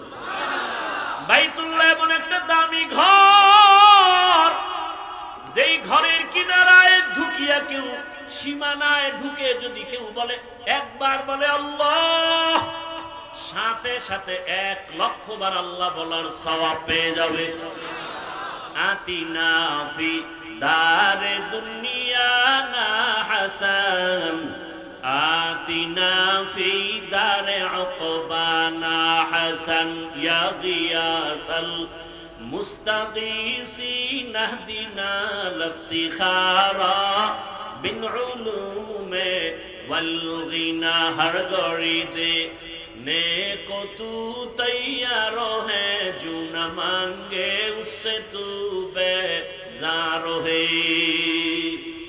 বাইতুল্লাহর সীমানা কদ্দুর জানেননি? যারা আমরা তওয়াফ করি হাজী সাহেবরা, ওই তওয়াফের জায়গা জেদ্দা এয়ারপোর্টে নামার পরে মক্কায় যারা রওনা করেন, আপনারা দেখছেন রাস্তার উপরে এরকম একটা রেহাল আছে, বিশাল বড় রেহাল। দেখছেন নি? ওই রেহালের ভিতরে ঢুকলেই সে বাইতুল্লাহর সীমানায় ঢুকলো। বাইতুল্লাহর দেওয়ালের পাশে বসে যদি একটা সেজদা দেয়, যে ফল পাবে, রেহালের মধ্যে ঢুকে একটা সেজদা দিলে 1,00,000 সেজদার সওয়াব পেয়ে যাবে। এরকম চারদিকে সীমানা দেওয়া। এই পুরা সীমানাটা নিরাপদ কিয়ামত পর্যন্ত। ওই সীমানায় কোনো কাফের, কোনো বেঈমান ঢুকা হারাম। কোন অপরাধী যদি হাজারো মানুষকে হত্যা করে ঢুকে যায়, আল্লাহর আইন হলো ওই সীমানায় থাকা অবস্থায় চোখের গরম দিয়েও তাকানো যাবে না, হারাম। কারণ এই জায়গাটা হলো নিরাপদ। ওয়াত্তিনি ওয়াজ-যাইতুন ওয়া তুরি সিনিন ওয়া হাদাল বালাদিল আমিন। আল্লাহ শপথ করেছেন তিনের কসম, জৈতুনের কসম, তুরে সিনার কসম, নিরাপদ শহর মক্কা নগরীর কসম। এমন একটা দামি ঘর, যেই ঘরের দিকে শুধু তাকাইয়া থাকবে, অনবরত কিছু বলবে না, শুধু তাকাইয়া দেখবে আল্লাহর ঘর। আমল নামায় শুধু সওয়াব আর সওয়াব, কারণ অল টাইম হলো আল্লাহর রহমত ওখানে অবতীর্ণ হয়। আল্লাহ আমগো কেরানীগঞ্জে নাই, আমগো বরিশালে নাই, পূর্ব দিকে নাই, দক্ষিণে নাই, তাহলে পশ্চিমে কেন নামাজ আদায় করি? হ্যাঁ, পশ্চিমে কেন? কাবা হলো মুসলমানের ইমানের ওখানে নেটওয়ার্ক, ওখানে নেটওয়ার্কের মূল সেন্টার কাবা। আগের দিনে রেডিও সেন্টার চালাইতো না গ্রামে, কথা বল না কেন? আচ্ছা, রেডিওর খবর দিলে রেডিওটা যদি ঢাকার দিকে মুখ না করে তাহলে আওয়াজ হয় না, ঘুরায় যদি দেয় অন্যদিকে আওয়াজ নেই। বিষয় কি? সেন্টারের সাথে সম্পর্ক নেই। মুসলমানের ইমানের মূল সেন্টার কই? কাবা। আল্লাহর অল টাইম ওখানে আল্লাহর কুদরতের রহমত অবতীর্ণ হয়। রহমতের নবীর জন্মভূমি, এত বড় দামি এক জায়গা। পৃথিবী নামক গ্রহটা আল্লাহ বানাইছেন, আগে বানাইছেন কাবার স্থানটা, এরপরে বাকি জায়গা পৃথিবীর মধ্যখান জায়গা। ওই কাবা এত দামি যে কাবার দিকে তাকায় থাকলেও সওয়াব, শুধু তাকায় থাকবে সওয়াব, তওয়াফ করলে তো সওয়াব আছেই। যেই কাবার সামনে গেলে সব এক হালাতকে, ধনীকে, গরিবকে, আলেমকে, মূর্খ, কোনো ভেদাভেদ নাই, সবাই দুইটা কাফন পরো। মরার আগে মরার কাফন লাগাও। কালা না সাদা? সাদা কাফন একটা বডির মধ্যে লাগাও, আর একটা পরনে লাও, সেলাই দিও না। আমরা হুজুরেরা সব সময় টুপি পরে থাকি, ওখানে গিয়েও কি একটু চিন্তা করি, সবাই যখন এক লাইনে আমরা আলাদা টুপি দেই, চালাকি চলবে? ধনীরও যেই হালাত, গরিবেরও সেই হালাত। পাগলের মতো আশিক, এরা মালিকের আশিক, আল্লাহর আশিক হইয়া সব একই মাওলার দরবারে একই আওয়াজে ভিক্ষা চায়, লাব্বাইক আল্লাহুম্মা লাব্বাইক, লাব্বাইক লা শারীকা লাকা লাব্বাইক, ইন্নাল হামদা ওয়ান নি'মাতা লাকা ওয়াল মুলক লা শারীকা লাক। রিকশাওয়ালা ওই আওয়াজ না, তারটা আলাদা। দেনেওয়ালা তো জায়গা মতো দিবেন, কিন্তু ডাকার সবার একই আওয়াজ, কোনো আলাদা নাই। ওখানে সবাই মাওলার আশিক। কার আশিক বলেন না কেন? আচ্ছা, আমি মাওলার আশিক বলছি না, আল্লাহর আশিক বলার পরে কারো অন্তরে কোনো প্রশ্ন? এটারে আমি যদি বাংলায় বলি মাওলার পাগল, তো এই চুলকানি অনেকের শুরু। আল্লাহর ওখানে যাইয়া পাগল হয়ে যায় মানুষ। আরে বেটা, সোনার বাংলার সোনার রত্ন ঘুমিয়ে আছেন টুঙ্গিপাড়ার এলাকায় শামসুল হক ফরিদপুরি রহমতুল্লাহ আলাইহি। তিনি তো বলেছেন, আইয়ুব খানকে ধমক দিয়ে বলেছিলেন, আইয়ুব খান, টাকা দিয়ে গরু কিনা যায়, শামসুল হকরে কিনা যায় না। সেই শামসুল হক বলেছেন, পৃথিবীর সব মানুষ পাগল, একটা মানুষও পাগল ছাড়া নাই। কেউ টাকার পাগল, কেউ ক্ষমতার পাগল, কেউ নারীর পাগল, কেউ গাড়ির পাগল, কেউ বাড়ির পাগল। কথা বলেন না কেন? যে ক্ষমতার পাগল, ও ঘুমাইয়াও দেখে ক্ষমতা, নামাজে দাঁড়াইয়াও দেখে ক্ষমতা। যে নারীর পাগল সে 24 ঘন্টা নারী নারী জিকির আর ফিকির, যে বাড়ির পাগল 24 ঘন্টা তার বাড়ি বাড়ি জিকির আর ফিকির। এই সব পাগলের মধ্যে একদল পাগল আছে, এরা নারীর পাগল না, টাকার পাগল না, ক্ষমতার পাগল না, বাড়ির পাগল না। এই পাগলগুলো শুধুমাত্র আমার আল্লাহ তাআলার পাগল। কার পাগল? तू दिल में तू आता है समझ में नहीं आता, तू दिल में तू आता है समझ में नहीं आता, बस जान लिया मैं तेरे पहचानो यही है, बस जान लिया मैं तेरे पहचानो यही है। যে টাকার পাগল সে টাকা তালাশ করে, ঠিক নেই? যে ব্যক্তি টাকার পাগল সে টাকা টাকা চায়, যে ক্ষমতার পাগল সে বলে টাকা লাগবে না ক্ষমতা চাই, যে নারীর পাগল কার মা বাপ লাগবে না নারী চাই, ঠিক নেই? আর যে ব্যক্তি আমার আল্লাহ তাআলার আশিক, ওই বান্দা বলে টাকা লাগবে না, বাড়ি লাগবে না, ক্ষমতা লাগবে না, আমি কিছুই চাই না, আমার মালিক মাওলাকে চাই।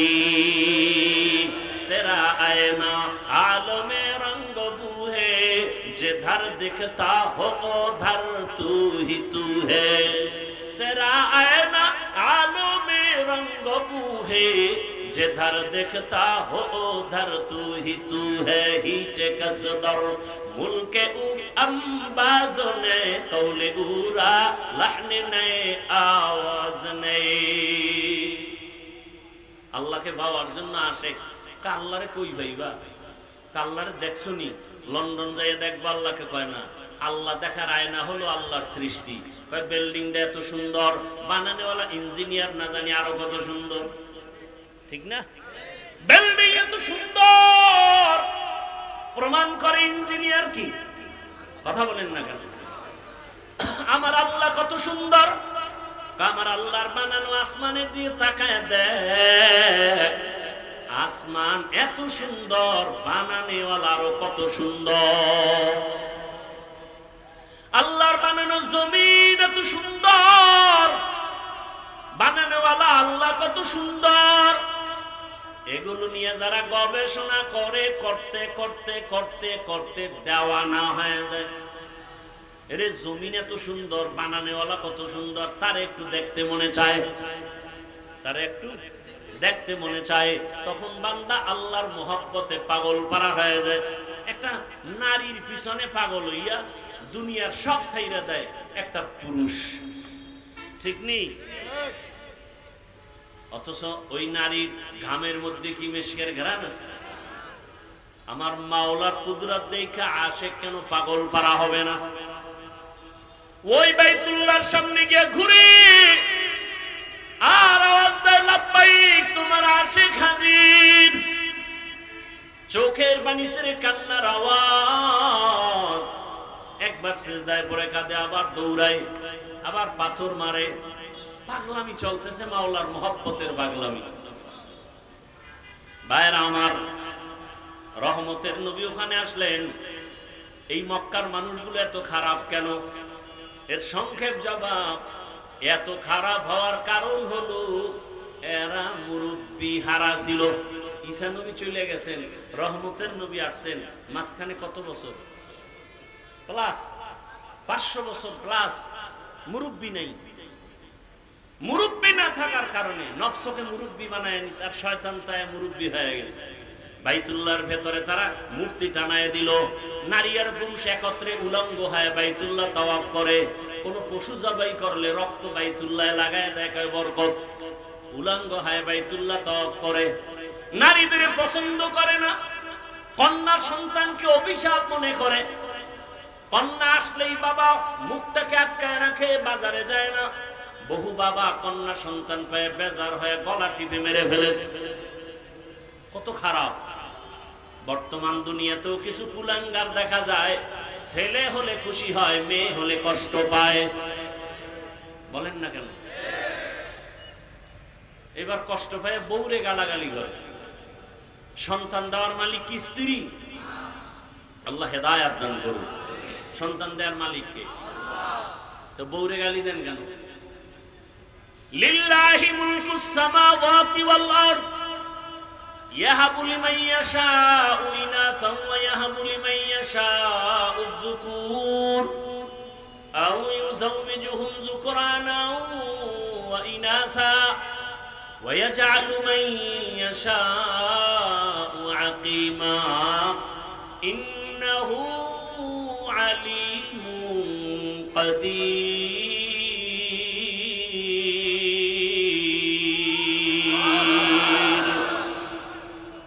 আল্লাহ তাআলা বলেন আসমান জমিনের মালিক আমি চাইলে কাউকে ছেলে দেই, কাউকে মেয়ে দেই, কাউকে কোনোটাই দেই না, কাউকে দোনোটাই দেই।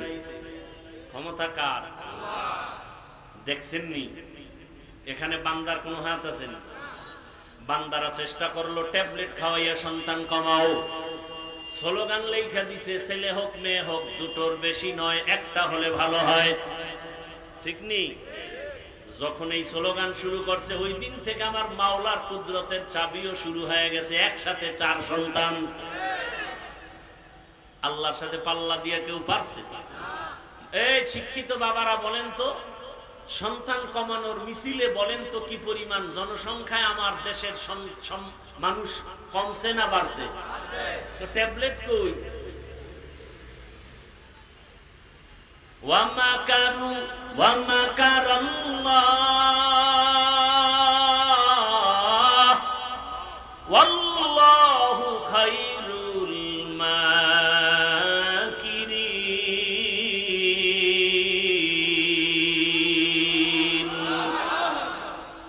আল্লাহর চেয়ে বড় বুদ্ধিওয়ালা কেউ আসেনি?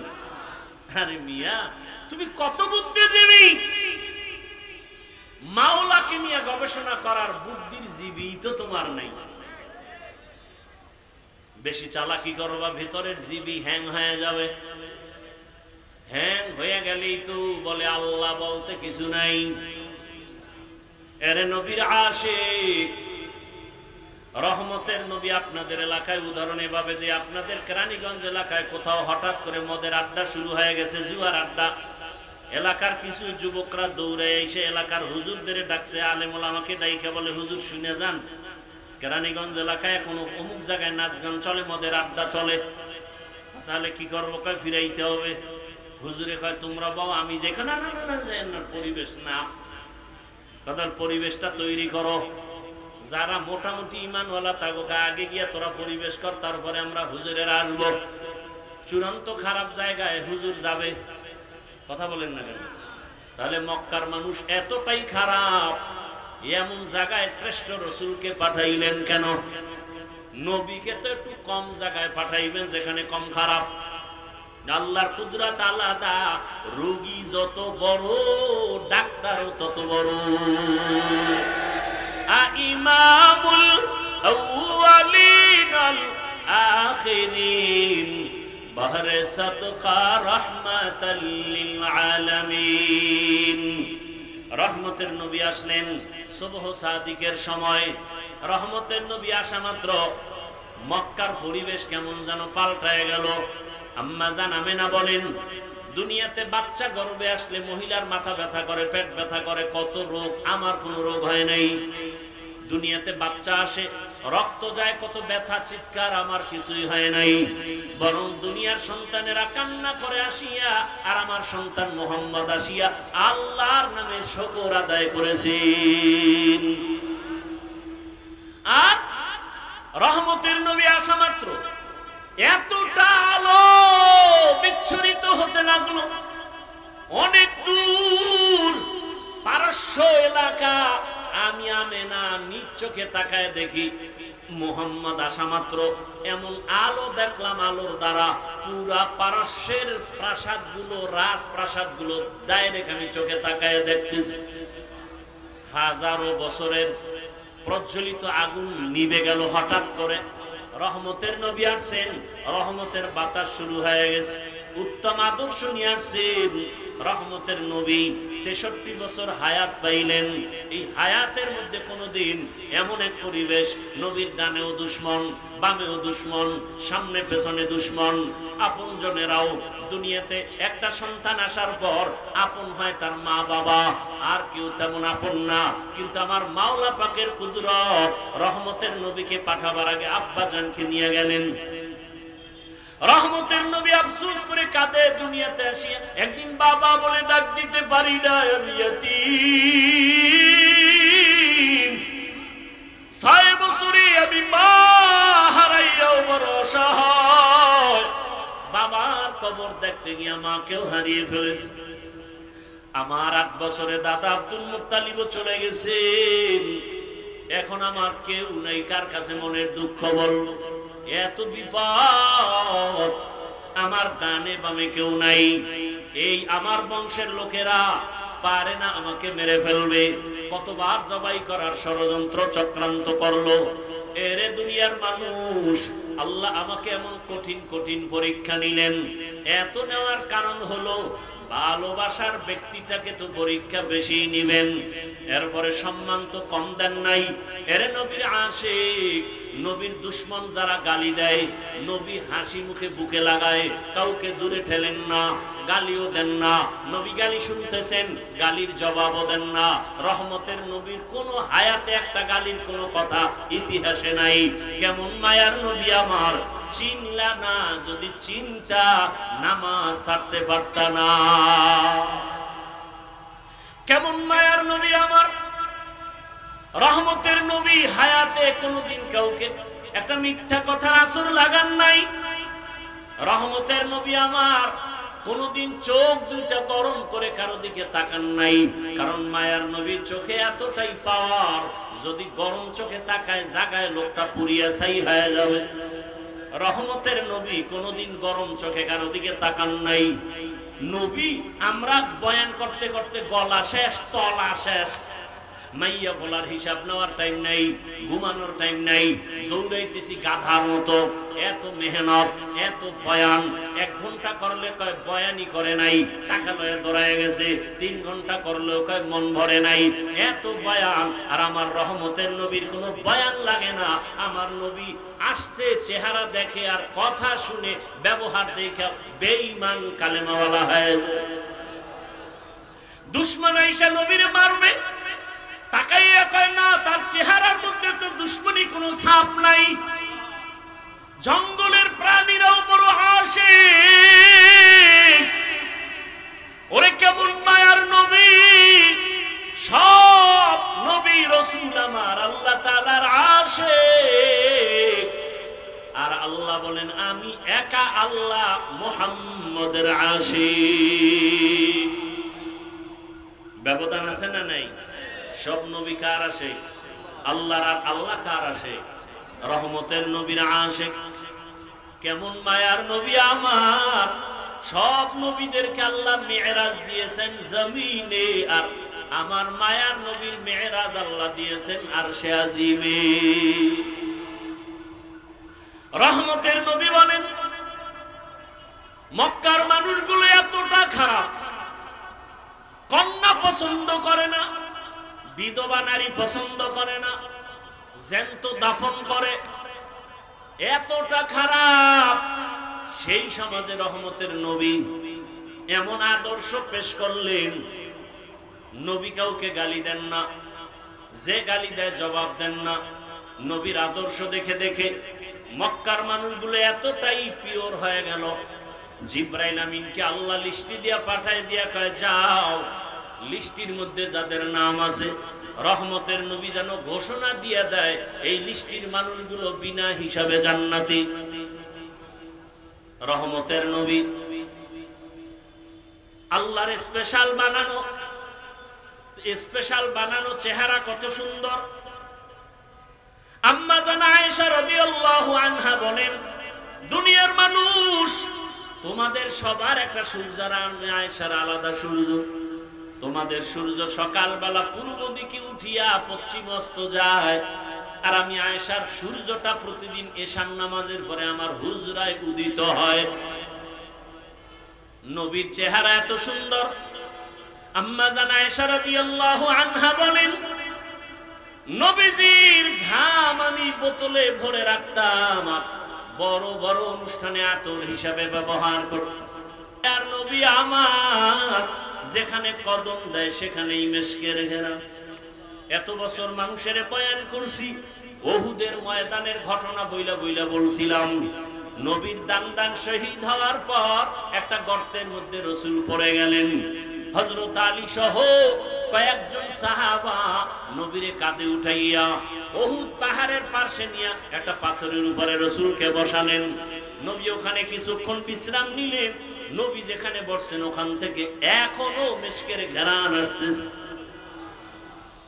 ওখান থেকে এখনো। এই বয়ানটা এত বছর করছি, কিন্তু ওই পাথরটা ধরতে পারি নাই। সৌদি গভর্নমেন্ট আটকায় রাখছে। এবার গিয়া শুনলাম ওই জায়গাটা খুলিয়ে দিছে। চলে গেলাম সেখানে, ওই পাথরটা একটু গর্ত, মাথাটা ঢুকাইয়া যখন রাসূলের শরীর মুবারক মাথা ওখানে রেখে রেস্ট নিছেন, ওই জায়গাটায় নাক লাগানো লাগে না, দাঁড়াইলে দেখি মিশকের ঘ্রাণ বের হচ্ছে। ভালো রকম তাকায় দেখলাম কেউ কি আবার আতর লাগাইল নি? না না, কোনো আতর নাই। ১৫০০ বছর পর্যন্ত মিশকের ঘ্রাণ অনবরত বের হইতেছে। পারলে বাবা মাওলার কাছে বইলা যাও, নবীরে পাইলাম না, নবীর একটু ঘ্রাণ তুমি নাকে লাগাইয়া নাও। আর নবীর ঘ্রাণ যদি নাকে চাও, সুন্নতের মালা গলায় লাগায় দাও। আমি কিন্তু এখনো একবারও বলি না, এতক্ষণ বয়ান করছি, একবারও কিন্তু বলি নাই সবাই স্কুল ছাড়িয়া মাদ্রাসায় যাও। একবারও বলি নাই টুপি লাগাও। একবারও বলি না আমার মতো দাড়িওয়ালা হও। একবারও বলি না চাকরি ব্যবসা ছাড়িয়া তাবলিগে যাও, চরমনাই যাও, পীরের কাছে যাও।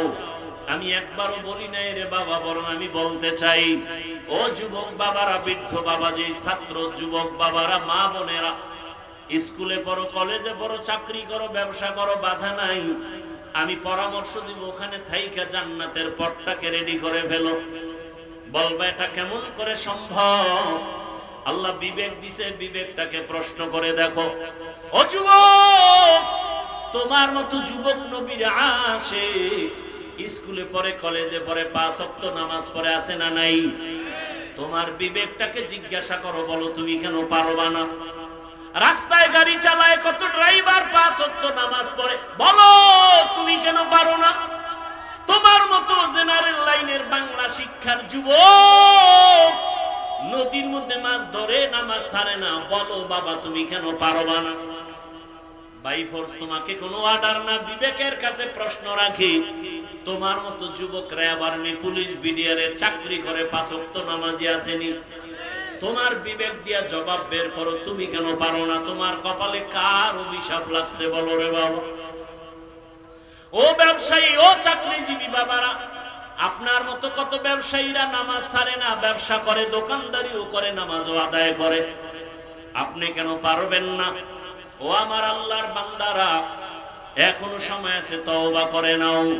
পর্দার আড়ালের মা বোনেরা, আপনার মতো কত মা, কত বোন এখনো আছে, নামাজ ছাড়ে না, বেপর্দায় চলে না, মোবাইলে সময় নষ্ট করে না, স্বামীর মাল হেফাজত করে, খেয়ানত করে না। আপনারা কেন পারবেন না?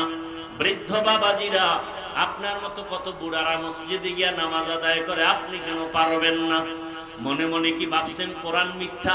প্রমাণ একটা দেন, দিতে পারলে আমি এখন দাড়ি কেটে ফেলবো, নামাজ ছেড়ে দিব, আল্লাহর বিরুদ্ধে রাস্তায় নেমে যাব। কারণ আমার আল্লাহ আছে না আছে দলিল কোরআন, কিয়ামত আছে নাকি নাই দলিল হলো কোরআন।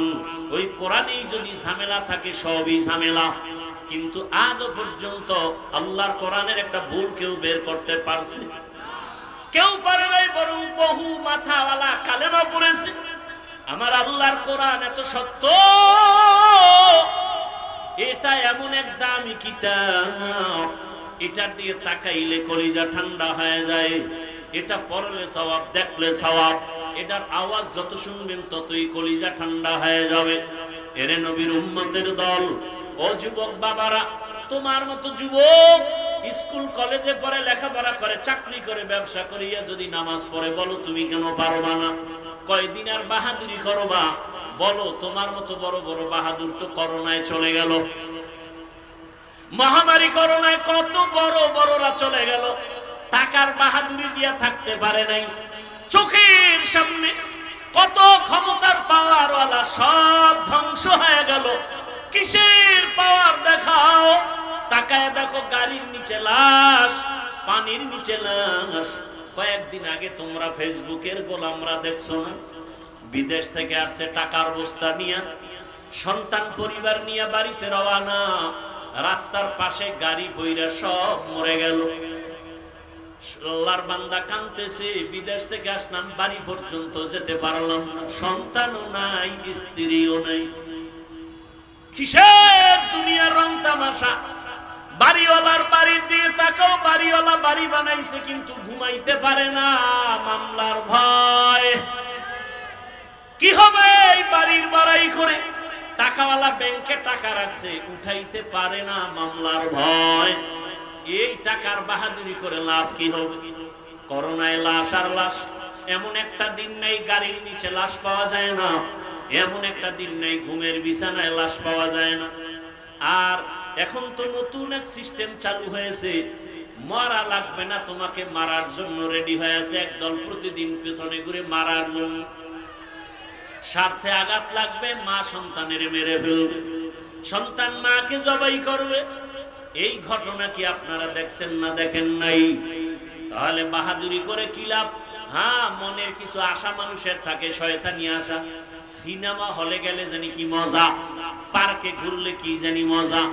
যারা গেছো যুবকদের পায়ে হাত রেখে বলবো, বাবা জীবনে তো পার্কে কম ঘুরো নাই, শখ মিটাইয়া আড্ডা তো রাতের বেলা মোবাইলে কম দাও নাই, এখনো কি ফিরবা না? এখনো কি তওবা করবা না? মনে চাইছে দাড়ি কাটবা, কেটে ফেলেছো, কারো বাধা মানো নাই। আর কত কত বছর আরো দাড়ি কাটলে মনের আশা পূরণ হবে? আর কতবার সিনেমা হলে গেলে তোমার মনের আশা পূরণ হবে? আর কত মাইয়া নিয়ে আড্ডা দিলে তোমার মনের আশা পূরণ হবে বলো? এবং তোমার হায়াতের বাকি আছে কতদিন তাও বলো? এখনো সময় আছে, তওবা করো। মনটাকে শুধু বুঝাও রে মন, রবিউল আউয়ালে রহমতের নবীর আদর্শের মালা গলায় পড়তে চাই। জীবনে কত নামাজ ছাড়লাম, দাড়ি কাটলাম, বেপরদায় আড্ডা দিলাম, মোবাইল চালাইলাম, মোবাইল চালাইয়া সারা রাত কাটাইয়া কত গুনাহ করলাম, হাতের গুনাহ, চোখের গুনাহ, পায়ের গুনাহ, অন্তরের গুনাহ। আজকে থেকে আর গুনাহ করব না, নামাজ ছাড়ব না। তওবার যদি নিয়ত হয়, আল্লাহকে মনে বুঝে যদি বলতে পারো, হে মালিক জীবনে আর দাড়ি কাটবো না, নামাজ ছাড়বো না, বেপরদায় চলবো না, মা বাবার সাথে বেয়াদবি করবো না, উলামায়ে কেরামের পরামর্শ, শিক্ষকের দোয়া নিয়া নবীজির আদর্শ মেনে চলবো। এখনো যদি তওবা করতে পারো, জীবনের মুহূর্তে সব গুনাহ মাফ হয়ে যাবে। ও আল্লাহর বান্দারা, তুমি বলতেছো টুপি মাথায় দিলে মাথা গরম লাগে, আর আমরা 24টা ঘন্টা টুপি মাথায় দেই, কই তুই মাথা তো গরম হলো না? টুপির কারণে তো আমগো সম্মানও কমে নাই। তোমরা কেউ আসো, কেউ নাই, কেউ খাও, কেউ খাও না, আমরা টুপিওয়ালাদের কোনো টেনশনই নাই। এরে যুবক, কই দাড়ির কারণে তো সম্মান কমে নাই। এমপি সাহেব দেখলে কয় হুজুর দোয়া করবেন, মন্ত্রী দেখলে বলে দোয়া করবেন, টাকাওয়ালা দেখলে বলে হুজুর দোয়া করবেন, আপনাদের দোয়া ছাড়া উপায় নাই। মাদ্রাসায় পড়েছি, সরকারি কোনো সার্টিফিকেট নাই, কই সার্টিফিকেটের অভাবে তো না খাইয়ে কোনোদিন মরি নাই। বরং টাকার পিছনে তুমি দৌড়াও, আর আল্লাহর প্রিয় বান্দা যারা, টাকা তাদের পেছনে দৌড়ায়। অহংকারী বুঝানোর জন্য বলি না রে বাবা, বুঝাইতেছি ইসলামের লাইনে চললে সম্মান কম নাই। এখনো সময় আছে, তওবা করো। আমার মাওলার আযাব কি তুমি ছোট মনে করেছো? আরে আজকে আমিও তো তোমার মতো টুপি মাথায় না দিয়েও চলতে পারতাম, কেউ আমারে বাধা দিত না। তোমার মতো যদি প্যান্ট শার্ট টাই লাগায় দাড়ি কাইটা রাস্তায় মাস্তানি করতাম, কে ফিরাইতো? বরং আমারে বিএনপি ওয়ালারা ভাড়া করতো, জামাত ভাড়া করতো, আওয়ামী লীগ ভাড়া করতো। তোমার মতো লোক আমগো দরকার। পাথর দিয়ে মানুষ মারবা, তোমার মতো সাহসী লোক আমরাই চাই। কিন্তু না রে বাবা, এই টুপির কারণে কত গালি, দাড়ির কারণে কত গালি, মাদ্রাসায় পড়ার কারণে কত গালি। এরপরে এই লাইনে থাইকা কি পরিমাণ গালাগালির শিকার হইয়াছি রে বাবা। এরপরেও তো টুপি ফালাই না, দাড়ি ফালাই না, নামাজ ছাড়ি না। রাত নাই দিন নাই, ছেলে মেয়ে নিয়ে ভাবার সময় নাই। উম্মতের পিছনে সব আলেমরা দৌড়াচ্ছে, দিন নাই রাত নাই, এত মেহনত, তাবলীগ ওয়ালাদের মেহনত, পীর মাশায়েখের মেহনত, দেওবন্দি কওমি উলামায়ে কেরামের মেহনত, 12 মাস এত দৌড়াই। ও আল্লাহর বান্দারা, পায় ধরে ধরে ধরে ধরে বলি, রাসূলের আদর্শের মালা গলায় লাগাইও। পায় ধরে ধরে কেন বলি? একমাত্র কারণ কোরআন শরীফ। আবার একটু জবাব চাই, বলো সত্য নাকি মিথ্যা? ওই কোরআনে যত বয়ান আল্লাহ করেছেন, সব বয়ান কি সত্য? ওই বয়ানে কে জান্নাতে যাবে, কে জাহান্নামে যাবে, সে বয়ান নাই? জান্নাতটা কেমন, জাহান্নাম কেমন, তাও আমার আল্লাহ বয়ান করেছেন। আল্লাহর কোরআন আর রাসূলের হাদিস পড়ে যা পাইলাম, দুনিয়ার সূর্যের গরম থেকে হাজার হাজার হাজার গুণ গরম জাহান্নামের আগুনের গরম। দুনিয়াতে একটা মশার কামড় সইতে পারি না, কবর হাসরে সাপের কামড় কেমনে সহ্য করব? দুনিয়াতে একটা বেতের বাড়ি সইতে পারি না, গুনাহগারের কবরে দুই পার্শ্বের মাটির চাপ দেওয়া হবে, কেমন করে সহ্য করবা? ও আল্লাহর বান্দারা, যদি অন্তর বলে কোরআন সত্য, আমার এই বয়ানগুলো সত্য রে বাবা। তুমি চাকরি করো, স্কুলে পড়ো, কলেজে পড়ো, দোয়া করি, ডাক্তার হও, ইঞ্জিনিয়ার হও, তুমি প্রফেসর হও, তুমি একজন ওসি হও, ডিসি হও, এসপি হও, তবে একটা দাবি, বেয়াদব হইও না রে বাবা। খবরদার। বলবা হাফিজ ভাই, আদবওয়ালা ডাক্তার কেমনে হতে হবে, বেয়াদবি মুক্ত ইঞ্জিনিয়ার কেমনে হওয়া যায়? সহজে জবাব, 3টা জায়গার দোয়া নিলে আদবওয়ালা ডাক্তার হবা। আদবওয়ালা ডাক্তার হলে দুনিয়ায় তোমার সম্মান মরিয়া গেল, সম্মান। আদবওয়ালা ডাক্তার হওয়ার জন্য 3টা দোয়া নিবা, 3 জায়গা থেকে। দোয়া নিতে না পারলেও বেয়াদবি করবা না, মরার আগে কপাল শেষ হয়ে যাবে। 1 নাম্বার জায়গা পিতামাতার দোয়া, ওখানে বেয়াদবি করবা, তুমি ডাক্তার হলো জুতার বাড়ি দুনিয়াতেই পাবা। এরে নবীর উম্মত। 2 নাম্বার শিক্ষকের দোয়া, ওখানেও যদি বেয়াদবি করো, বিদ্যার জগৎ থেকে হারিয়ে যাবা। 3 নাম্বার আদর্শ ঠিক রাখার জন্য, চরিত্র ভালোর জন্য উলামায়ে কেরামের দোয়া, ওখানেও যদি ঝামেলা করো, চরিত্র কোনোদিন ভালো হবে না। যারা মা বাবার সাথে বেয়াদবি করে, এরা আলেমের সাথেও বেয়াদবি করে। যারা শিক্ষকের সাথে বেয়াদবি করে, এরা লেখাপড়ার জগৎ থেকে হারিয়ে রাস্তায় উলঙ্গ হয়ে ঘুরে। অতএব যুবক, তুমি ডাক্তার হও, বাধা নাই, ইঞ্জিনিয়ার হও, বাধা নাই, তবে আদবওয়ালা হও, বেয়াদবি করিও না। বহু ডাক্তার আছে, কত সম্মানের, কত মহব্বতের, কত সুন্দর ব্যবহার, সালাম না দিয়া কথা বলে না। ও যুবক, ওই মা বাবার দোয়া, শিক্ষকের দোয়া, উলামায়ে কেরামের দোয়া নিয়ে সামনে আগাও। আজকে তাকায় দেখো, তোমার মতো যুবক ঢাকা কলেজে লেখাপড়া করে, মাথায় পাগড়ি, বড় দাড়ি, বড় জামা, পেছন দিক দিয়ে তাকাইলে মনে হয় মসজিদের খতিব। যদি জিজ্ঞাসা করি, তুমি মসজিদে কোথায় নামাজ পড়াও? আমি আরবি তো ভালো করে জানি না, কিসের নামাজ পড়াবো? তোমার এই হালাত কেন? তুমি কই যাও? বলে ঢাকা কলেজে পড়ি। তুমি যে ঢাকা কলেজে ক্লাস করো, এই পাগড়ি রেখা, টুপি রেখা, কয় হ্যাঁ, সমস্যা হয় না? কয় না। ক্লাসে তোমার শিক্ষক শিক্ষিকা নাই? কয় আছে। কিছু বলে না? কয় দোয়া করে যে আমাদের ছাত্র ছাত্রীদের মধ্যে এই ছেলেটা বড় ভদ্র, বড় নম্র, বড় সভ্য। মাঝে মাঝে জিজ্ঞাসা করি, বাবা তুমি যে ঢাকা কলেজে এই পাগড়ি নিয়ে যাও, তোমার ক্লাসের মধ্যে মেয়েরা নাই? কয় আছে। ডিস্টার্ব করে না? আড্ডাখানায় ডাকে না? কয় ডাকে। মাঝে মাঝে সবাই মিলে যখন আড্ডায় যাবে, আমারে দাওয়াত দেয়, আমি ইস্তেগফার করি। জবাব দেওয়ার আগে আল্লাহর কুদরত, আমার ক্লাসের মেয়েরা জবাব দিয়া বলে, ডিস্টার্ব করিস না, ও আল্লাহর পথে আছে, ওরে সাইরা যে আমরা চল। এইভাবে আমি চলতেছি রে বাবা।